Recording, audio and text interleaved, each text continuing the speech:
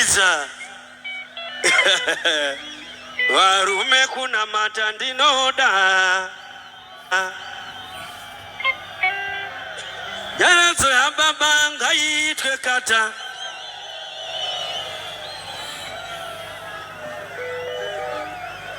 ipi arungu mati yarazo ere kasivi ni nazi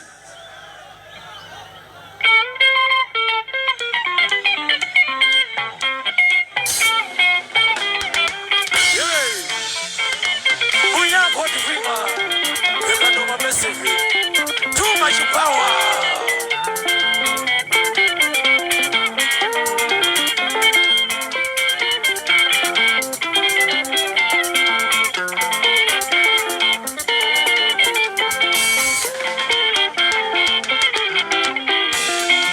Kugara kusenga ichizu moya kuro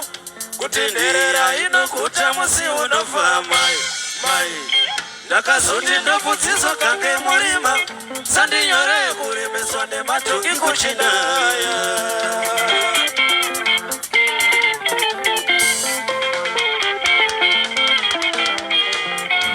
vakatanga onda urukwazo vandakaramba kufudza mupepa kisimusi iro rakavazuva rekutanga nekuguma kugara pamubhedha sebhutsu nyowane kurumwa nepinji sekusvika vavakidzani vabvudza mungande mariko mwana uyo timutenge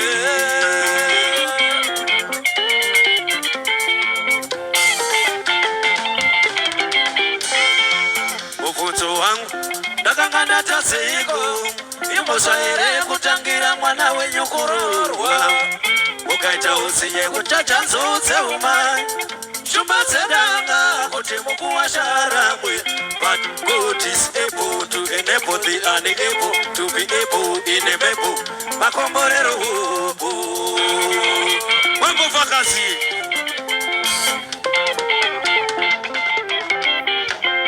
suka mapoto ndini kubika ndini zvese ndini kuchamananga ndimi people might see you. It's nobody but God can bless anybody.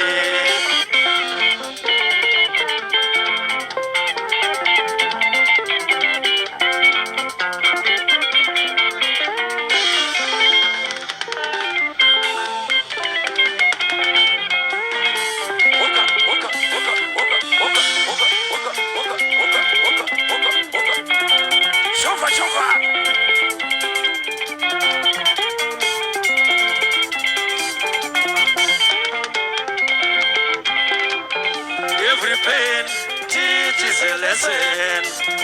pain teaches a lesson, and every lesson teaches a lesson, and every lesson teaches a lesson.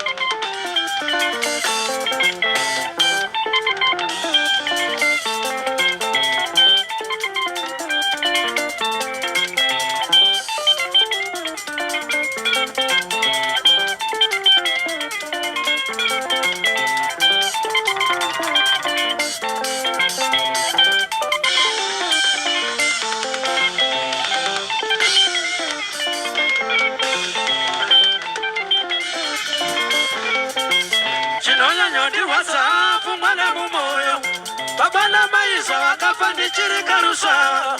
nasindawe mpinga kumbo mufu rimwe mushuka zvinondaita sei kuti ndifadze vari pasi yaradzo ya baba ngaitwe katatu yaradzo ya baba ngaitwe katatu yaradzo ya mai ngaitwe mudeki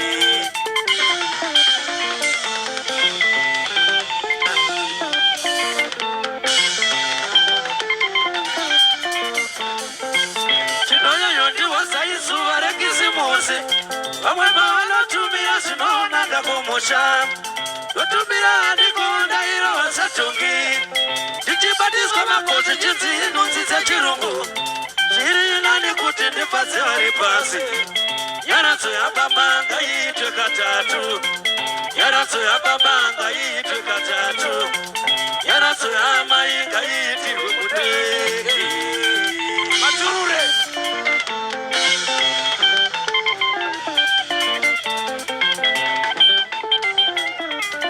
Sakuru kudo Chofa chofa